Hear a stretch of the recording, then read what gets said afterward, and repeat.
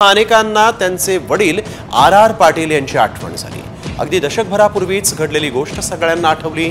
8 डिसेंबर 2014 म्हणजे आजपासून 10 वर्षांपूर्वी विधिमंडळाच्या हिवाळी अधिवेशनास सुरुवात होणार होती। मात्र आर पाटील यांना प्रकृती अस्वास्थ्यामुळे विधानभवनाच्या सभागृहामध्ये येता आलं नाही। 7 डिसेंबर 2014 रोजी आबांची तब्येत बिघडली, त्यामुळे त्यांनी विधानसभा अध्यक्षांना पत्र लिहिलं होतं आणि त्या पत्रानंतर आर पाटील पुन्हा कधीच राज्याच्या विधानभवनामध्ये दिसले नाहीत। योगायोग म्हणजे 10 वर्षांनी 8 डिसेंबर 2024 रोजी त्यांच्या लेकानं म्हणजे रोहित पाटील यांनी शपथ घेतली आणि सर्वांनाच आबांची पुन्हा आठवण झाली। तर आबांनी शेवटच्या पत्रामध्ये नेमकं काय म्हटलं होतं पाहूयात।